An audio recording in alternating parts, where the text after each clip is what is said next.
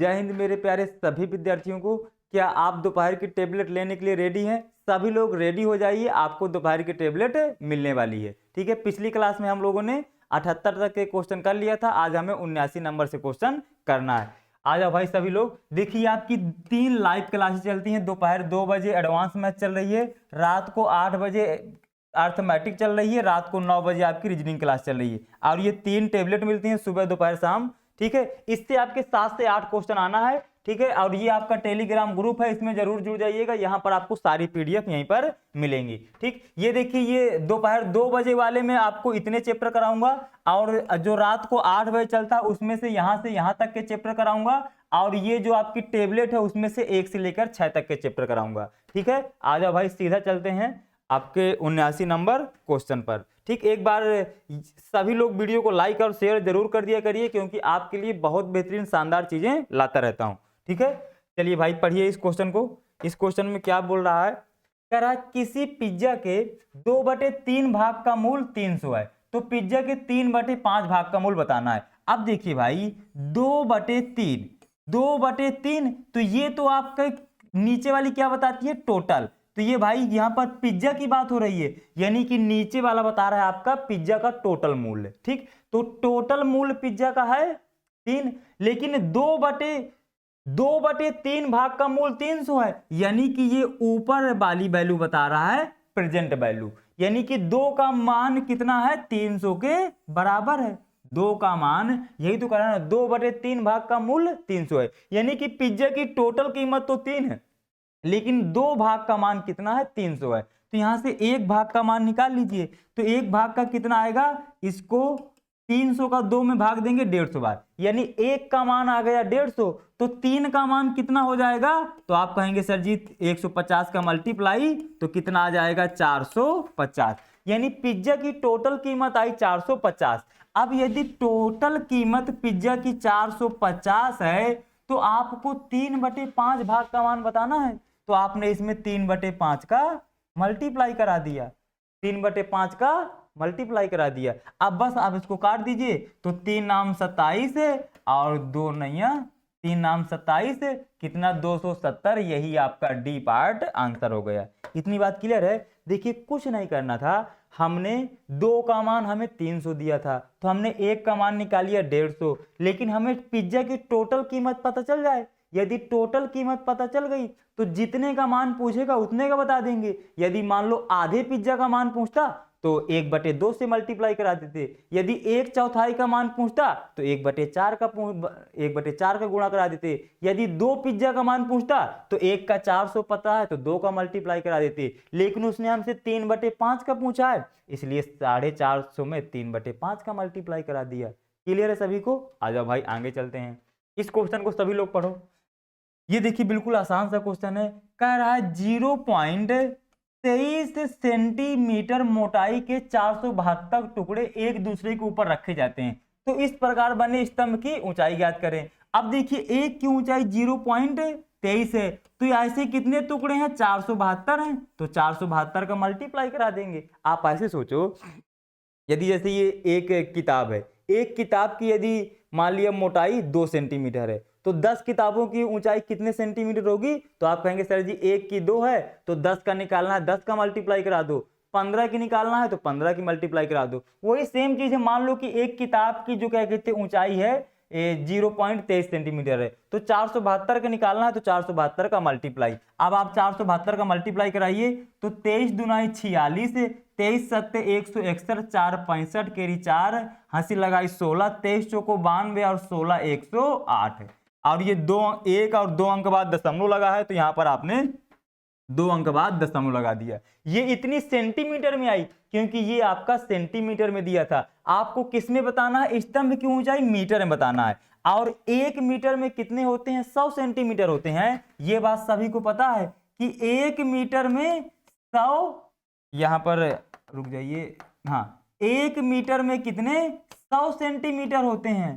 तो भाई आप 1 सेंटीमीटर में कितने मीटर होंगे? तो आप कहेंगे सर जी इसको बटे में ले आइए, तो ये 1 बटे कितना हो जाएगा? 1 बटे ये आपका कितना हो जाएगा? 1/100 सेंटीमीटर हो जाएगा, यानी कि 1 मीटर में 1 सेंटीमीटर में 1/100 मीटर होते हैं, तो आप यहाँ पर 100 से भाग दे दीजिए। अब देखिए यहाँ 2 अंक बाद दशमलव लिखा है, नीचे कितने जीरो हैं 2, तो जब इसका 100 का भाग देंगे तो यहाँ पर 2 अंक बाद दशमलव और बढ़ जाएगा, तो आपका कितना आ जाएगा 1.0856। यदि यहाँ पर 3 जीरो होते तो 3 अंक दशमलव इधर शिफ्ट कर देते, बस बात खत्म। कौन सा आंसर आ जाएगा, बी पार्ट आप लोगों का आंसर आ जाएगा। इतनी बात सभी क्लियर है। वीडियो पसंद आए तो वीडियो को लाइक जरूर करिएगा, ठीक है। यदि किसी प्रकार की कोई समस्या है तो उसको भी कमेंट करके बताइएगा। जब तक आप अपनी प्रॉब्लम नहीं बताएंगे तब तक हम उसमें कुछ भी इंप्रूवमेंट नहीं कर सकते। आप समस्या बताएंगे, आपकी समस्या का समाधान 100% निकल जाएगा, ठीक है। आ जाओ भाई, कह रहा है, अब देखिए इस क्वेश्चन को पढ़िए। इस क्वेश्चन को ना मतलब है क्वेश्चन बहुत आसान, लेकिन यदि आप एग्जाम में करेंगे और आपका ज्यादा टाइम लगा तो फिर बहुत गलत बात है। आपको ऐसा मेथड अपनाना है कि एग्जाम में आपको कम से कम समय की आवश्यकता पड़े, ठीक। अब देखिए 23 सही 2/7 लंबाई की 15 छोटी छड़ों को जोड़कर एक बड़ी छड़ बनाई गई। तो कह रहा है बड़ी छड़ की लंबाई कितनी है ये आपको बताना है। तो भाई यदि आप इसमें कुछ लोग क्या करेंगे, कुछ लोग इसको पहले ऐसे हल करेंगे। पहले क्या करेंगे, 23 का मल्टीप्लाई कराएंगे, 100 तो 61 हो जाएगा, 161 में 2 को जोड़ेंगे तो कितना हो जाएगा 163/7 करेंगे। फिर इसके बाद तो ये एक छड़ की लंबाई आ गई, फिर 15 छोटी छड़ें हैं तो फिर इसमें 15 का मल्टीप्लाई कराएंगे, फिर इन सब का मल्टीप्लाई कराने के बाद फिर उसको 7 से भाग देंगे, क्योंकि आंसर तो आपका सही भिन्न में आ रहा है। तो फिर देखिए कितना लंबा प्रोसेस हो जाएगा। लेकिन आपको इस तरीके से नहीं करना, मैं एक बिल्कुल आसान तरीका बताता हूं। आप मुझे एक बात बताइएगा, जैसे ये लिखा है 10 सही 1/2, तो क्या मैं 10 सही 1/2 को ये भी तो लिख सकता हूं 10 + 1/2। क्यों, देखिए इसको हल करिए तो ये 10 दूना 20 1 21/2 ही तो आएगा। इसको हल करिए तो ये 10 दूना 20 1 21 देखिए 2 ही तो आएगा। तो यानी कि आप 10 सही 1/2 को 10 + 1/2 लिख सकते हैं। और वो सिंपल सी ये बात होती है कि ये जो आपका देखिए हमेशा के लिए इसको समझ लीजिए, हमेशा के आपके काम आएगा। ये जो आपका ये जो होता है, जो सही में लिखा होता है, ये आपकी क्या होती है, पूर्ण संख्या होती है। और ये जो आपका बटे में लिखा होता है, ये जो आपका ये वाला पार्ट होता है, ये आपका दशमलव वाला पार्ट होता है। तो यदि मैं कहूं आपसे कि 10 को 10 में से क्या कहते हैं 0.5 जोड़िए, तो ये तो भाई इसी तरह लिखा जाएगा ना, 10.5 लिखा जाएगा। और यदि 0.5 का मतलब क्या होता है, आधा, 0.5 का मतलब क्या होता है, आधा, तो आप इसको ऐसे भी लिख सकते हैं 10 सही 1/2। यानी कि जो बटे में लिखा होता है वो आपकी दशमलव वाली संख्या होती है, ये जो लिखा होता है तो ये आपकी पूर्ण संख्या होती है। इतनी बात क्लियर है। तो अब देखिए इसको आप क्या लिख सकते हैं, 23 और प्लस 2/7 लिख सकते हैं। यदि इसको आप ये लिख सकते हैं तो आप इसमें सीधा 15 का मल्टीप्लाई करा दीजिए, तो ये कितना आएगा, इसका मल्टीप्लाई कराइए तो 15 × 45 आएगा। और ये कितना आएगा 15 दूना 30, सॉरी 45 आएगा यहाँ पर। तो 15 × 45 और 15 दूना 30 और 30 और 4 34, ये आएगा आपका 345। यही आएगा ना, 15 × 45 करीब 5 हंसी लगाई 4, 15 दूना 30 4 34। अब इस 15 का मल्टीप्लाई 2 में करा दीजिए तो ये कितना हो जाएगा 15 दूना 30/7। बस सिंपल। अब आप इसको 30/7 को सही भिन्न में लिख लीजिए, तो ये कितनी बार जाएगा, सिर्फ 30/7 को लिखिए, तो ये 7 चौको कितना आएगा 28, 7 चौको 28, यानी 30 को आप क्या लिख सकते हो 7 4 सही 2/7। ये 345 अलग था तो इसको अलग रहने दिया। अब आप क्या करना था, 345 में ये जो 4 है ये तो आपकी पूर्ण संख्या है, तो भाई 345 में 4 जोड़ेंगे तो कितना हो जाएगा 349 हो जाएगा। और इस दशमलव वाली को आप अलग से साथ में लिख दो, तो कौन सा आंसर हो जाएगा आपका, सीधा 2/7 349 सही 2/7, यही आपका कौन सा सी पार्ट आंसर हो जाएगा। तो आप देखिए इस क्वेश्चन को आप बिना पेन के हल कर सकते थे, मैंने आपको ये सब लिख के समझाया है। एक बार फिर समझ लीजिए, 23 सही 2/7 को हमने 23 + 2/7 लिख लिया। अब आप इस 15 का मल्टीप्लाई इसमें करा लीजिए, 15 का मल्टीप्लाई इसमें, तो ये कितना हो जाएगा 345 हो जाएगा, ये हो जाएगा 30/7। 30/7 को सही भिन्न में लिख लिया फिर से, क्योंकि आंसर आपका सही भिन्न में आ रहा है। तो ये 4 सही 2/7 हो गया, तो 345 में जो सही भिन्न में आया उसको जोड़ दिए 349 हो गया, और ये 2/7 को आप साथ में लिख दीजिए, कोई दिक्कत। क्यों भाई, देखिए इसका बिल्कुल सिंपल सा रीजन है ना, आप इसको बाबू समझो आराम से। तो 30 को हम लोग क्या लिख सकते हैं, 4 सही 2/7, और 4 सही 2/7 को मैं क्या लिख सकता हूं, 4 + 2/7। तो इसको हमने 4 + 2/7 लिख दिया, तो ये 345 में 4 जुड़ जाएगा, तो ये कितना हो जाएगा, 349 हो जाएगा। और ये +2/7 है, तो यदि हम प्लस हटा दें तो इसको क्या लिख सकते हैं, 349 सही 2/7 लिख सकते हैं। ठीक है, तो ये बिल्कुल आसान तरीका होता है आपके भिन्न वाले क्वेश्चन लगाने का। इतनी बात क्लियर है। आ जाओ भाई अगले क्वेश्चन पर। इस क्वेश्चन को पढ़ो, सबसे बड़ी तथा सबसे छोटी 2 अंकों की आभाज्य संख्याओं के बीच अंतर। तो सबसे बड़ी आपकी 2 अंकों की आभाज्य संख्या होती है 97, और सबसे छोटी 2 अंकों की आभाज्य संख्या होती है 11। इनका दोनों का अंतर पूछा है, तो अंतर निकालेंगे, आएगा 86। ये डी पार्ट आपका आंसर। ये बिल्कुल आसान क्वेश्चन था। ठीक है, इस क्वेश्चन को पढ़ो, 4 अंकों की वह सबसे बड़ी संख्या क्या है जो 49 से पूर्णतः विभाज्य हो। आप इस क्वेश्चन का बिना पेन के आंसर बता सकते हैं। कैसे, यदि कोई संख्या 49 से विभाज्य है तो ये 49 किससे किससे मिलकर बनी है, तो ये 49 7 × 7 से ही तो मिलकर बनी है। यदि कोई संख्या 49 से विभाज्य है तो वो 7 से तो 100% विभाज्य होगी। इसको एग्जांपल समझते हैं। जैसे मैं कहूं कि ये जो 45 है, ये जो 45 है ये 15 से विभाज्य है। 45 जो है 15 से विभाज्य है, तो ये भाई 15 किससे किससे मिलकर बना है, ये 15 3 और 5 से मिलकर बना है। यदि 45 जो है 15 से विभाज्य है तो ये 45 3 से तो जरूर विभाज्य होगा, 5 से भी जरूर विभाज्य होगा, 100%।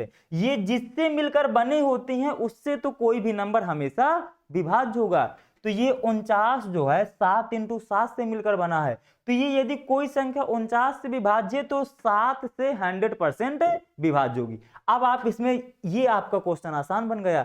अब आप 7 से विभाज्य आसानी से चेक कर सकते हैं, लेकिन 49 से विभाज्य को आपको चेक करने में टाइम लगेगा। ठीक, अब आप इसको 7 से चेक करिए, तो देखिए ये देखिए 99 99 सब में सेम है, सब में सेम है। तो आप क्या करिए, पहले 7 का भाग दीजिए, तो ये 7 × 7 2 बचा, फिर 9 का उतार लिया 29 हो गया, 7 चौको 28 1 बचा, 9 का उतार लिया 19 हो गया, फिर आपने 19 हो गया, 7 दूना 14, तो कितना बचा, 5 बचा। यहां तक जब हल करेंगे तो 5 आएगा। अब इसके बाद जब 8 उतार लेंगे तो ये भाई 58 का भाग 7 में नहीं जाएगा, ये आंसर नहीं हो सकता। यहां तक जब हल करेंगे तो यहां तक तो 5 आना ही आना है। अब ये आपने यहां पर 4 उतार लो तो 54 भी नहीं कटेगा, ये भी आपका आंसर नहीं हो सकता। यहां पर यहां तक तो 5 आना ही आना है, 2 उतार लो, ये 52 भी 7 से नहीं कटेगा, ये भी नहीं हो सकता। यहां पर 5 आना ही आना है, और यहां पर आप 6 का उतारा ले लो, क्योंकि आपकी देखिए लास्ट वाली ही संख्या तो अलग अलग है, तो ये 56 हो गया।